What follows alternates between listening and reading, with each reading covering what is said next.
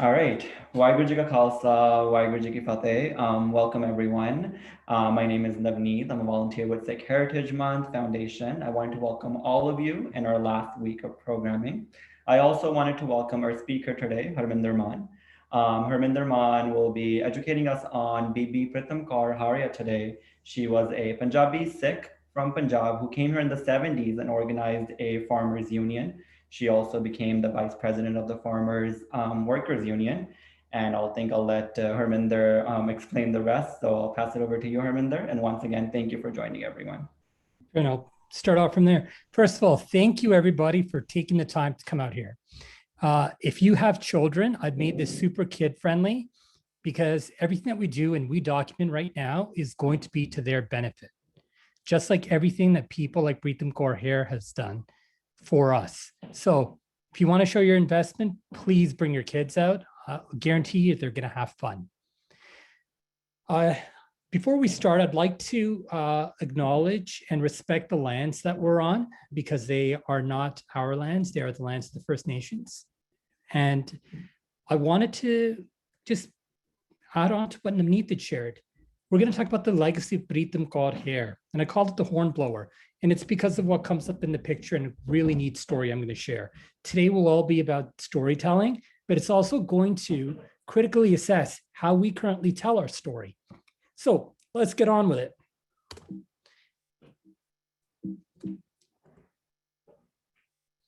I want to give my thanks and gratitude to the Sikh Heritage Month Committee. The work you guys do when I say guys, I mean it to include everybody. The work you do every single year gives us all a space to come together and reflect and look to see how far we've come on our journey. And on that, I want to give Sandy Grewal some personal thanks because I kind of made her life a little bit of hell. I agreed to do a presentation on Sikhs in Ontario, and then a week or so ago, my friend Pradeep Nagra, you might know him from the movie Tiger. He's the boxer. He's our executive director at the Sikh Heritage Museum, where I have been, and I am a co-chair and chair. But I only said that because he's the executive director and the engine behind us. And he goes, "This is the story you have to tell." So I've been racking my brains out to figure out how we could best do this, but definitely want to thank Sandy for that. And I want to share a little bit about the Sikh Heritage Museum with you all as well. The Sikh Heritage Museum is the other 11 months. Our purpose here is to sit there and serve the community and document and archive everything that's happened before, that's happening now, and is going to continue to happen. The purpose being, we need our own institutions, we need our own spaces, and we need spaces for people who are interested in understanding more about Sikhs in Canada, or Sikhs, or the perspective of Sikhs in Canada, or Indians for that matter, can come and engage in conversation. And many of you have attended. And for those who haven't, please come to our website. And when you come, just contact us and we'll drop what we're doing to accommodate, especially when COVID is over. Right now, we're going to safely social distance. So the question is the how, what, and why. What is it that we do this? Because it's also going to tell you what drives me. What we do as a society or a group is we gather history. Now, the one thing about history is it's always told from the perspective of the person who's writing it, or as they say, the adage is history is told by the victor. But that's also a narrow-minded view. I'm going to give a simple example here. It was rainy today, and if you were to talk to a farmer, the farmer would think it was a great day because their crops potentially got the water they needed. But if you were to talk to a bride or a couple who are doing their wedding pictures outside, they would have thought it's an awful day. The fact is that it rained. How we tell the story and all the facts that come into it takes us to the next part, which is we gather history to form a collective memory. The thing with the memory is it's a lot more inclusive. It takes everything into consideration, and it allows you individually to be empowered to tell your story how you want to tell it. So the purpose of this is we want to gather our history to form a collective memory so that we can share our story. right? If somebody were to share my story, it may not do it justice. They may do a great job of it, but what if I could collaborate with them? Then you know what? My story becomes their story. And that's kind of the vein in which, the spirit in which we're sharing today. So the motto here is, we want to tell the Canadian story through a Sikh lens. If you're from abroad in part of the diaspora, it would be whatever story from your respective country or your history. And if you don't identify with being a Sikh, but you identify with being a Punjabi or an Indian, then be through an Indian lens. But at the museum, we always try to tell the Canadian story through a Sikh lens in the most inclusive way possible. I've got our website at the bottom left, you'll see it. And I've got our logo on the bottom right. You're going to see it throughout. If you have any questions and you want to see the work that we've done, some of the work that, just to run it down, is we did the Komagata exhibit. We've got the Canadian Sikh Heritage Trail that we're building out right now. We've done a timeline that's been taken up by EDFO. We've also worked to have resources for teachers, something that would have taken about 8 years. We got done in about a year and a half, 2 years, just by pushing, so that our kids who are in school, our children, all of you who are at school, won't have to go through what I went through. And I'm going to share what that was. Sorry, I grew up in Ottawa, and Toronto and North Carolina. But growing up in Canada, we'd always read In Flanders Fields Where the Poppies Blow. And this was the image that we would see. This was the history that we were taught. And it came to my attention when I started looking at some of the artifacts that we had at the museum, that the story is actually a lot broader than this. And I saw this picture. That's a picture of Indians in Flanders Fields, 50,000 Indians, of which a vast majority were Sikh, which means it could have been my grandfather. It could have been my grandfather's uncle or his father who's there serving on In Flanders Fields. But when I sat there reading that poem year after year after year on Remembrance Day, it wasn't represented anywhere. And that's where I want to give kudos to our friend Steve Burwell from Indus Media. I was looking for something that would tie this up, that would take our history to create a collective memory so that we could share a story. And I think this drawing here, this postcard, sorry, I'm getting mixed up between my buttons here. This image here is more of that collective story, which includes everybody, shares a larger picture.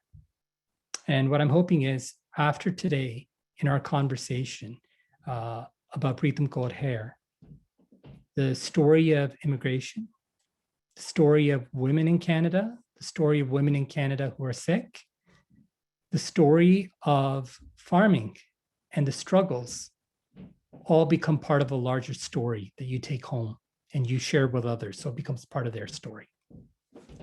So when Pradeep contacted me and he said, check out Pritam Hayre, he brought up this book that I'll be bringing up at the end. And he said, did you read the story of Pritam Hayre? Because we have it, it's Supergirls. I don't have it on me right now. I think I left it up when I was taking my kid upstairs.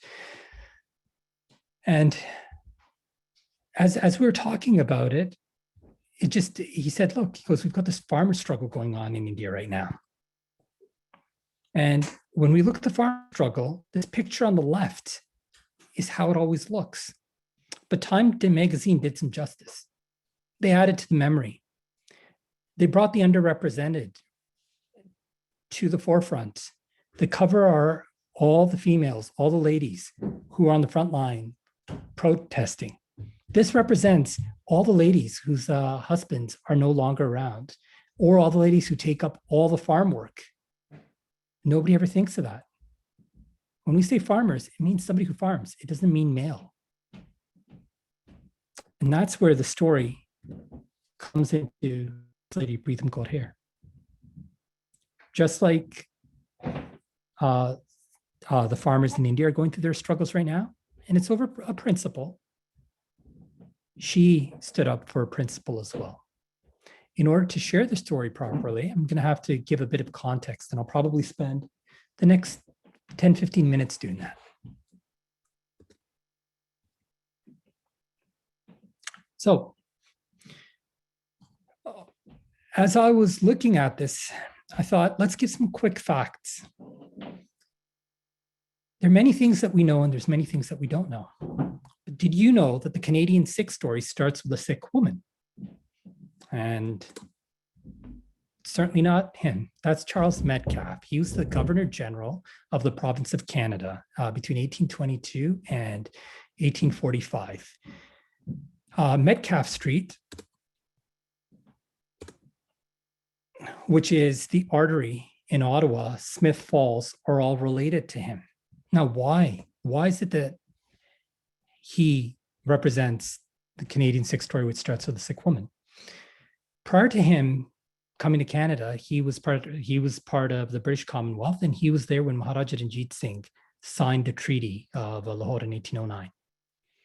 And his wife was Sikh from the court of Maharaja Ranjit Singh. So when he came here, he knew who the Sikhs were.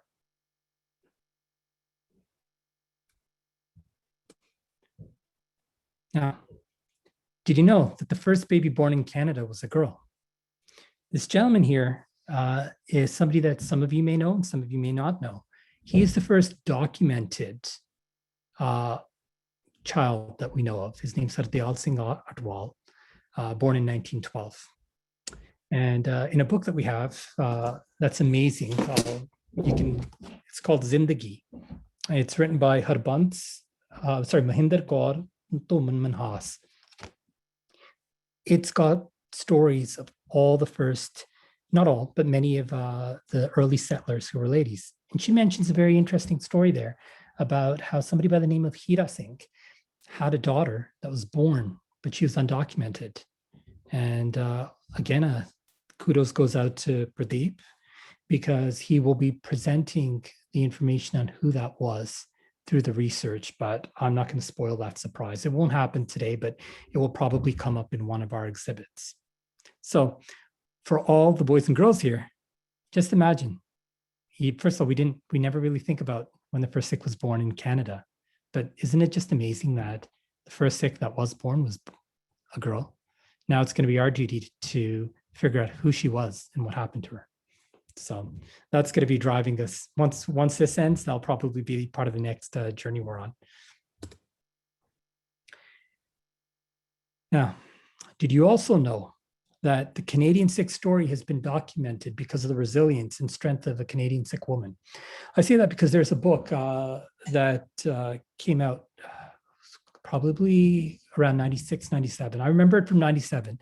Because some of you who went to York with me were asked to go to the library to ask them for this book, and not the library, the bookstore. And I got about 30 of you to actually go in, and they bought them and set up a display. Because my idea was, as anybody walks into the store and they see pioneers, they'll see pioneers with turbans working on the railroads, and they'll get an idea in their head that, wow, these people have been here a lot longer. Well, that was written by a teacher's name is Sarjeet Jagpal, and his mom, her name was Ajit Kaur, and they lived in Kelowna. Her father, Meher Singh, had died, and they weren't able to move back into the city after her father had died.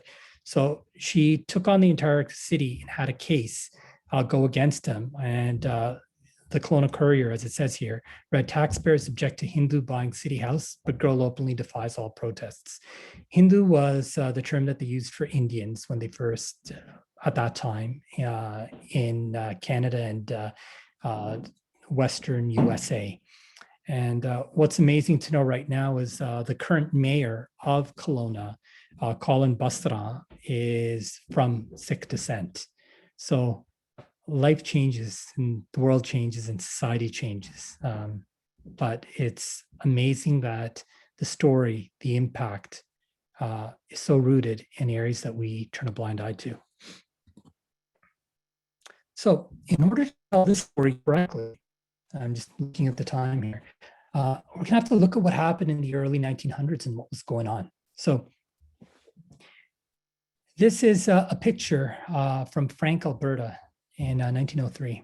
And you see a group of Sikhs standing by the railroad tracks. They were actually workers, from what I understand, on CN Rail. On the right here, we have Sikhs who worked on lumber mills. And this again was prior to 1910. Then you have this picture of Sikhs with their swagger sticks walking in downtown Vancouver, and it's become a bit of a flagship picture. We at the museum love this one because there's a dignity that they carry themselves with. I think there's a rule at that time. Your shoes have to be polished, you have to have a pocket watch, and you have to be wearing a suit. And it was because you want to present yourself in the most dignified way. Mind you, it was a sign of the times, and these people came and they had adjusted accordingly. But I want to end this off with the Empire Club. The Empire Club of Canada was started in 1903. It was an open forum to discuss all the political matters that were going on at that time. As we move into the next phase, I'm going to share why this is important.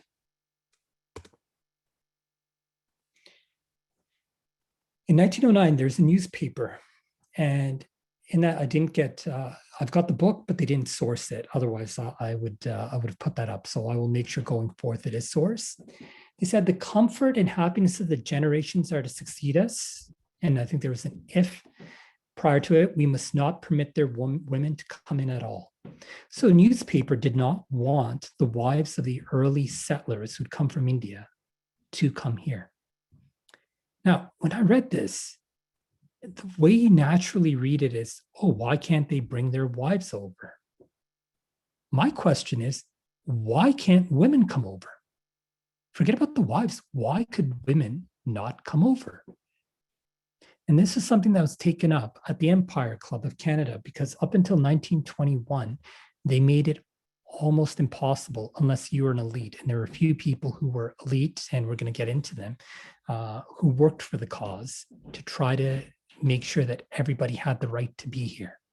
So the whole aim and purpose was, if the males from Punjab, India are here working and they don't feel like they belong, they'll possibly go back home.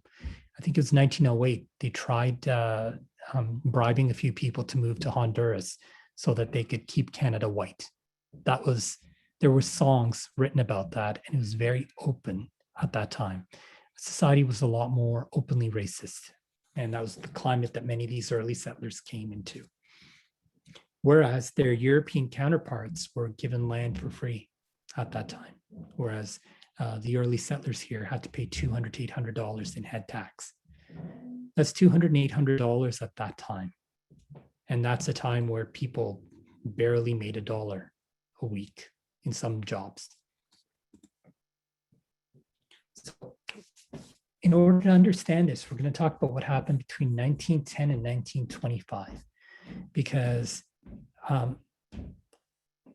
the 1925 is when Pritam got Hayre was born. She was born on October 29th, 1925. But this period and what happened here in Canada was really critical because it helped build the foundation and kind of foretell what she would have had to go through at a later stage. So the Empire Club started in 1903 here, and it's actually at the Royal York, which many of you who are from Canada or Toronto are familiar with, especially those of you who come into the Toronto core via Via Rail or through TTC or the GO train. It's one of our most prestigious, if not the most prestigious hotel we have.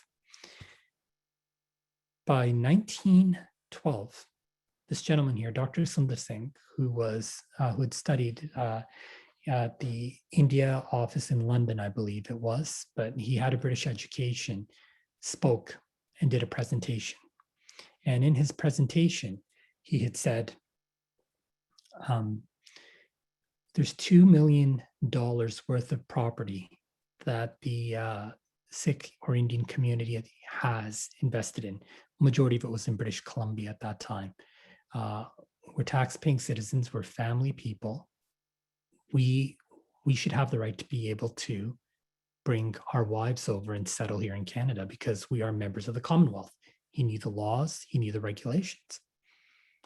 And it was because he himself was very socially mobile that he was able to even meet a few of the people who were farming, of like people of Sikh background, Indian backgrounds who were farming in Toronto at the time. They were working on farms just outside of Pickering. And we'll get into one particular person because the story will continue. It's a he, and he's a main player as we go forward. But in and around that time, this year on the, this picture here on the top right is of the Presbyterian Church in Parkdale. They understood what was going on and they petitioned the government. The church did, and the members of the church said, if these people are here and they're contributing, we as Canadians, we as good Christians, should be accommodating them. And they wrote a letter out to Sir Robert Borden, and I think it was sent October 5th, came back October 6th. Pradeep, feel free to give the correct dates there, but they got a quick response saying no. Dr. Sundar Singh had also worked with some of the suffragettes. Now, this gets into a very interesting point because the suffragettes, for all you kids, are those ladies who were working for women's rights. Many of them did not want to have women's rights for people of color. And this is really surprising since one of the main people in the UK was Sophia Dalip Singh. She would have been the granddaughter of the last king, Maharaja Ranjit Singh. And her brother, Victor Frederick Dalip Singh, there's a great story made about him called the Lion Who Lost His Roar. See if you can find it. It's a good movie, good documentary. He was the first person of Sikh descent that we know of so far who stepped on Canadian soil. It was in Nova Scotia in, I believe, 1888. Again, if Colin Dillon, if you're on, please give the correct date there. That's totally your area. So there was a push, a movement to try to have people's families come together. And Dr. Sundar Singh met many, many people on that farm. And one of the people he met was somebody by the name of Albert Smythe, whose son later on had a trophy named after him, the Conn Smythe Trophy for all you hockey fans. And I thought that that was a really cool tidbit because they would have meetings at Albert Smythe's property, and the few Sikhs that were there would actually be conversing and talking. So Conn Smythe would have known who the Sikhs were. So another interesting fact. One of the people who was there was a gentleman by the name of Kapoor Singh Sidhu, who came to work on the farm here in Ontario, but made his way back out to British Columbia. He was able to, they worked in lumber mills initially, saved up money, and started his own lumber mill at that time. It was him and a buddy of his named Mayo Singh.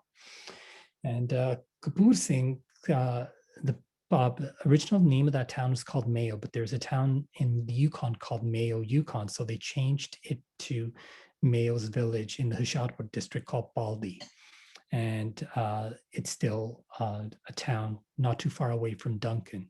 And that's where the roots of many of the early settlers start, because when people came, he would give them jobs. At that time, people would not hire you if you were a person of color. And if they did, you'd be doing the work of two people with at least 5 cents less pay. And that's minimum. This here was the Gurdwara that was established in 1916. And this was a school named after Mayo Singh called Mayo Public School. And I've read many accounts of the people who grew up in that area, and they say Chinese, Japanese, Europeans, they all worked together. They may have lived separately in their own quarters, but it was quite cordial amongst them. Mind you, when it came to laws, it wasn't that way at all. But overall, it seems like it was a nice, warm environment where community was big. And what they pushed for and were able to get by 1921 was the right for people's families to be united, and women were allowed to finally come to Canada. And that's why I've got this picture here. As that story continues, we've got 1925, it should be to 1975. Many things changed. Here is a picture of Kapoor Singh. Kapoor Singh worked alongside Dr. Pandya, Mayo Singh was on the far right, and they came up with a scheme because the scheme was required to be able to get the right to vote. At that time, or especially around the world wars, they were trying to do conscription. If you know what conscription is is when you're getting called to fight in the army. And the Gurdwara had said, we're not going to send anybody. We're not given the rights that everybody else have. So why should we put our lives on the line? Mind you, we do know of 11 names of people who were not given any type of citizenship or any type of real landing status here in Canada who fought. These are Sikhs who had fought for Canada in World War I. Now, as the story goes on, towns developed. Cities developed. This picture here is of Hardyal Singh Atwal, the old elderly gentleman I showed you a while ago, first documented person documented as of now, born in Canada and his family in 1952. This here is a picture of Surjit Sidhu. She was the first doctor of Indian descent, her and her sister, and they actually studied at U of T in Canada. So when people talk about becoming doctors, they're the ones who set the trend for us. Beside her, you have Naseeb Kaur Puri, who herself shared her story about how she, at that time, she was one of the first people in Westminster where she was to be able to go to high school and then further to her education. You had people moving away from the typical careers. This person here on the far right, this is early 1930s. You have Ishwar Singh Bance, who was a pilot, but no less than him is Devinder Kaur. And I love telling her story, especially for all of you who come to the museum. In 1968, she was the president of Toastmasters in Victoria. She did Kirtan. She was also known to be the most fashionable person on Vancouver Island. She was part of Zonta, and she also flew an airplane in the 60s. And there's a really cool story about how she went to go pick up her mother-in-law in Punjab, and she got her Cadillac flown over, and that Cadillac was a convertible. So she went all the way to her husband's village in Jalandhar in a Cadillac with an open top and brought her mother-in-law back. I guess it's a good way to say welcome to Canada. This lady on the far left, her name's Gurdiar Kaur Uppal. She is the mother of Wally Uppal, who became maybe the first Supreme Court judge in Canada. Her story was a little bit more difficult because when her husband died, she took odd jobs to raise her kids. And she mentioned in her the 100-Year Journey, which is another awesome source done by the people, Ranavik, and the people with Methil magazine. We have these at the museum if you're interested. Amazing story. She said that her son actually wore a suit for the first time when he did his BA. And you look at it and you think, that's the type of hardships people had to go through. And she had to do it alone. Mind you, underneath, we have a picture of Gurdial, I've forgotten her name now. My apologies. I had it written down. She and her husband were the founding members of Ross Street Gurdwara. Just imagine the Gurdwara that you always connect to, all the male figures, because it seems to be the preoccupation, was also started by a female, and she used to do Bart there. Bart is prayers. So the story becomes really, really interesting, but it also gets layered because Male Singh, as he became more and more empowered, also developed his business out. And this gentleman here, Darshan Singh Canadian, I think he's one of the most fascinating characters that we never talk about. He came in the 30s. He worked for Kapoor Singh Sidhu. And when he went in for a job, his uncle's one who took him. His uncle was in his 60s. Kapoor Singh sent his uncle home and he started working. And in his mind, he thought, so people are that indispensable? He said he, just like a lot of other people, started taking courses at UBC, and he was really interested in Marxist philosophy, became part of the Young Communist League, was also part of the International Woodworkers Association, who were fighting to build trade unions. He was able to get the Chinese, Indians, and Japanese to start joining unions. And that group, and he's been credited with this too, were also the group of people who set up the 40-hour work week. So we've been establishing as a community, Canada, we've been building and nation building since we've been here. Then comes what we're all here for. The story of Pritam got Hayre. Okay. This gets really interesting now because first thing I came to learn was that she was born in Gangsabu.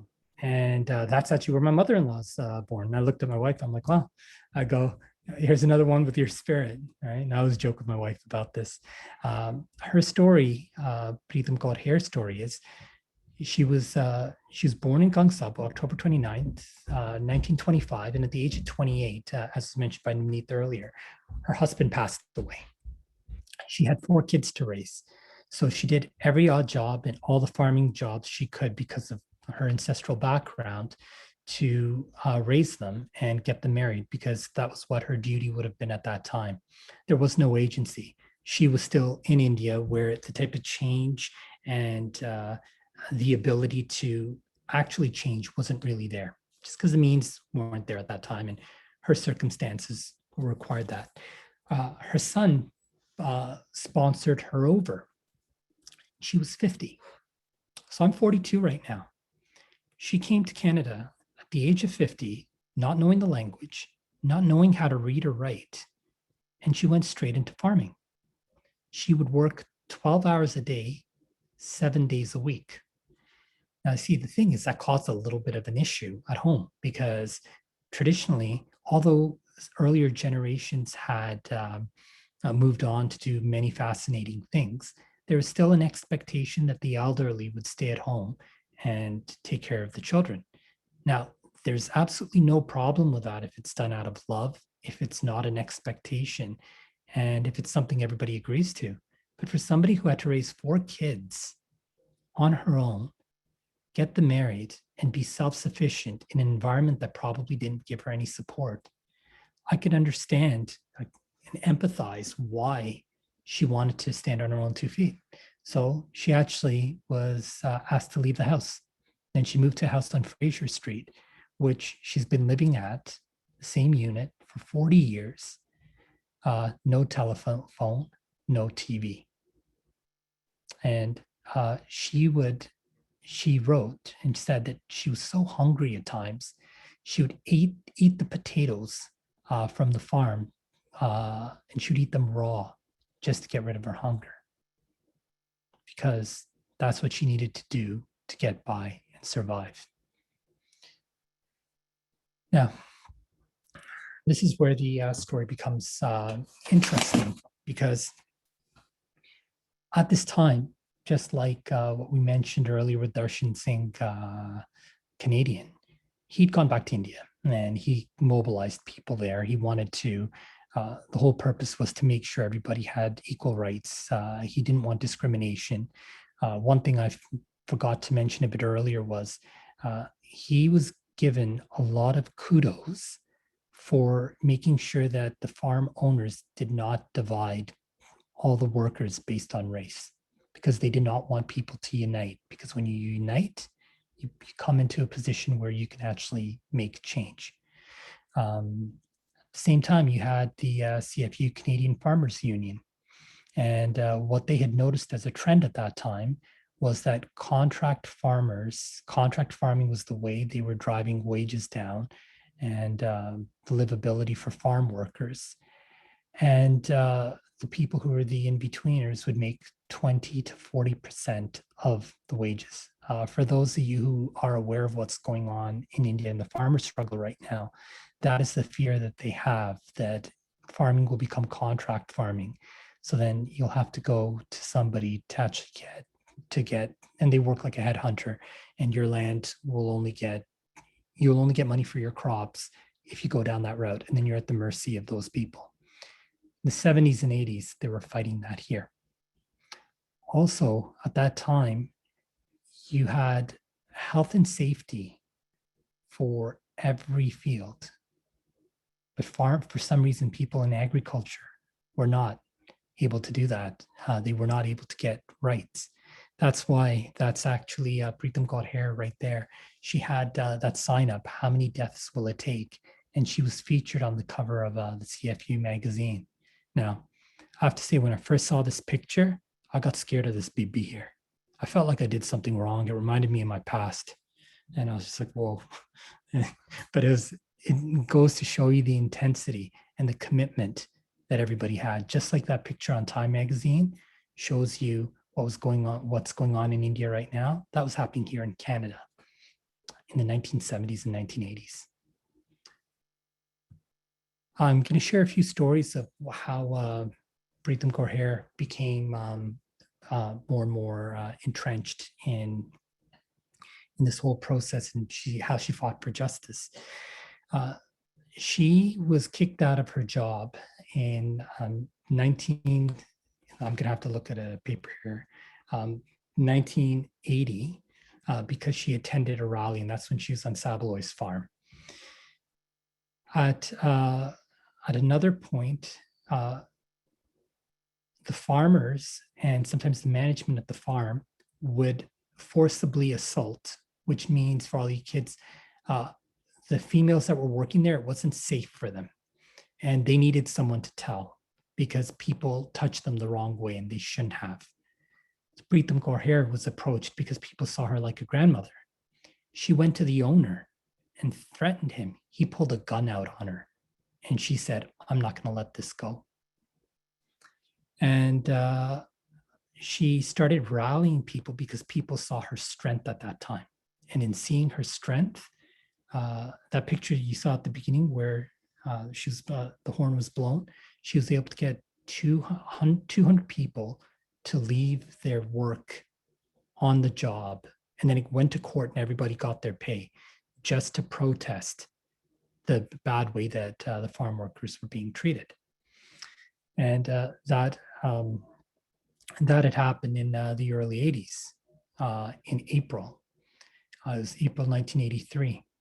By September, a movie by the name of, and I've got this written down here, Uddan Da Waqt, the time flies.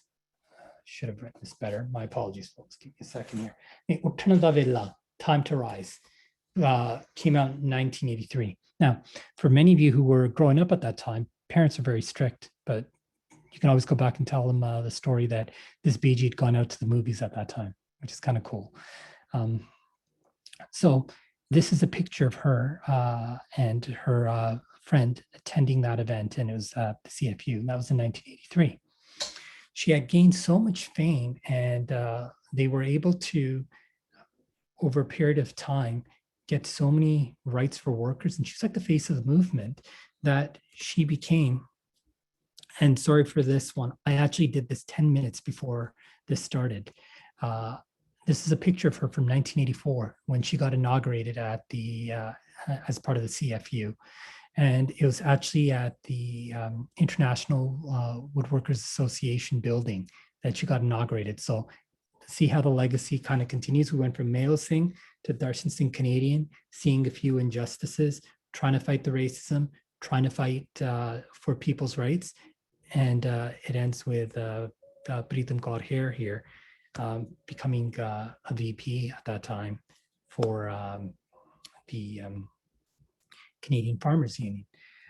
As I was reading and researching, because they've got good archives at Simon Fraser University, this one quote, which I'd like all of you to read, really stuck with me. She said, like it came out, she said, I picked berries for 40 years. I couldn't speak the language, but I was strong. I picked 50 flats of raspberries, blueberries, blackberries, strawberries, and cranberries. My brother almost drowned when we were picking cranberries, but I pulled him out of the water.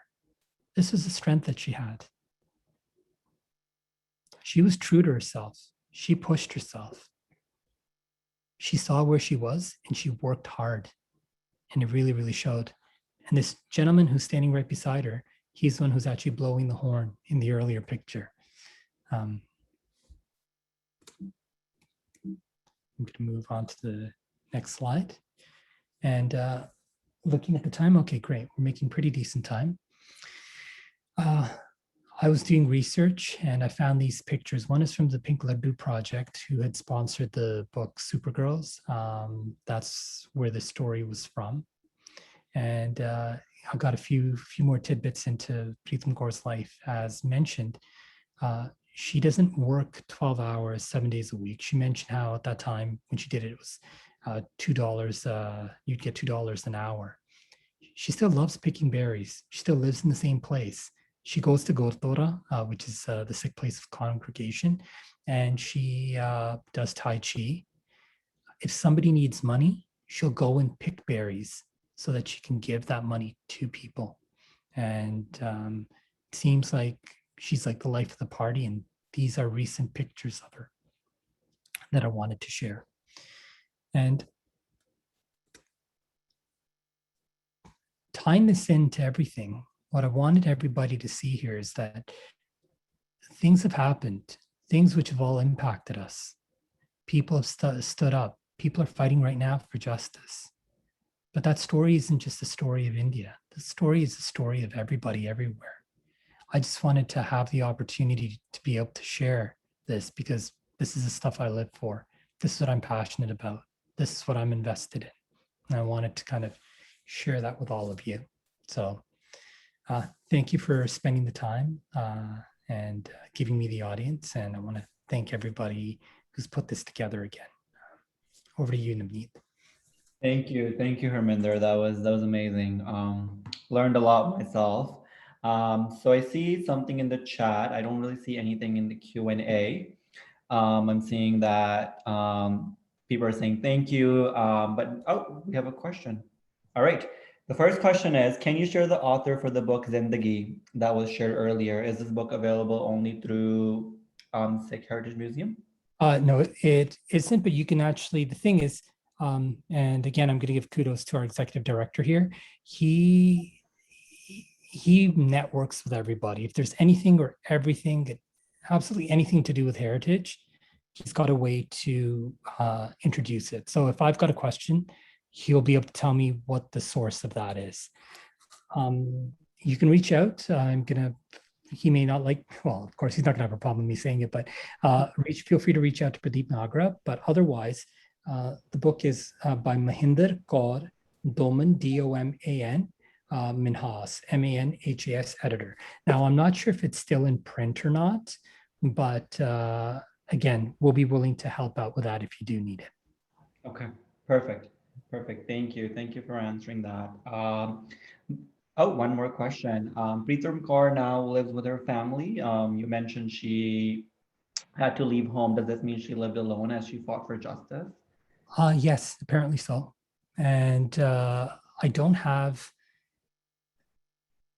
I mean, they didn't give even, so I went through Simon Fraser University's records, and they didn't go into that much detail of her personal life. That's something that she had shared probably in conversations, and then it got recorded, etc. But she's been at the same place for 40 years now. So it may have been one of those situations where once ties were broken, they remain broken.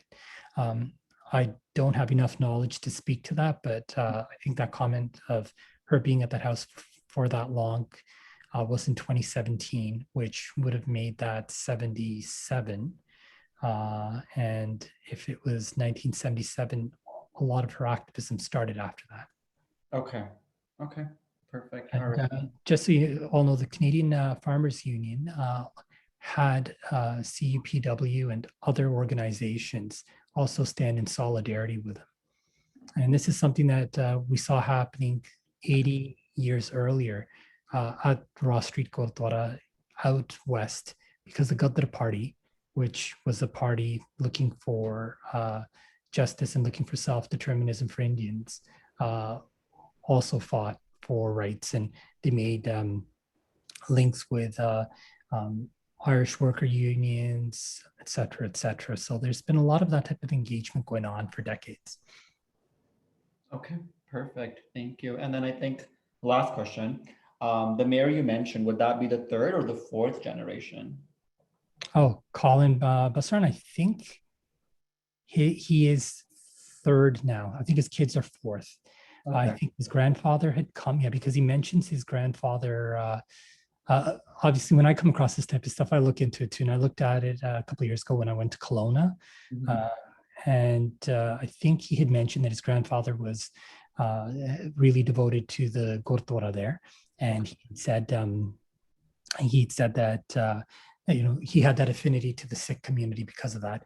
He himself is mixed race, I believe, so he may have not been as exposed, but it is still part of his story. Okay, perfect. All right, well, thank you for that, and thank you for the presentation, Harminder. That was great, and on behalf of Sikh Heritage Month, we just want to thank you once again. I know you mentioned, you were working very, very hard for the past 3 days to put this together. And it was amazing. Thank you for taking the time out and speaking with us again. And we look forward to having you around maybe next year, putting something together. And yeah, any closing remarks from your end? Yeah, the aim of this is to get everybody who's on and listening to start doing this themselves. And many of you do. But the only way that we're going to sit there and have that impact and set our next generation up for success is by tying their stories into their Canadian heritage. I was born in England, but I identify as Canadian, unless you're talking about soccer, where I'm a Manchester United fan. But other than that, I would say that this is where we are now. This is where our roots are. And our roots, when you talk to most people, they'll think of Canada starting for them or in their life when their fathers came in 1972, 73, the year that everybody was allowed to come over. But Ontario already had a community well before that. By 68, there was a Gurdwara, right? So and there are many people in our extended circles who have been here for generations, and you keep finding more and more. Our job should be to get people. I can do this any given time. If you're to ask me to do this again next week, I'll drop what I'm doing and I will do this. The whole point is to make sure everybody else also feels empowered to do this. And that's what we're here to do. So thank you for that. We're here to help. We're here to serve. But my purpose here was to get you guys to get everybody here to learn the history, create a collective memory, and then share our story. No, perfect. Thank you. And I think the audience loved it. I'm seeing a lot of good remarks in the chat.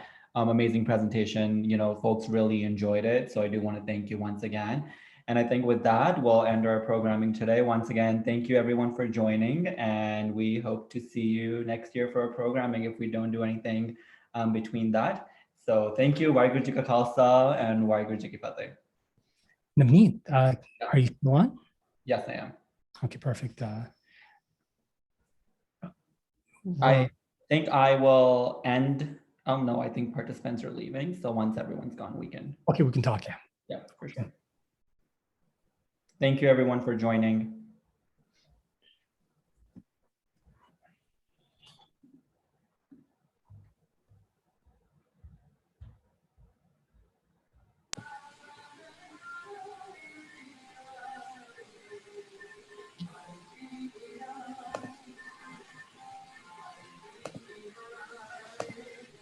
And did you just go off mute? Oh, she did.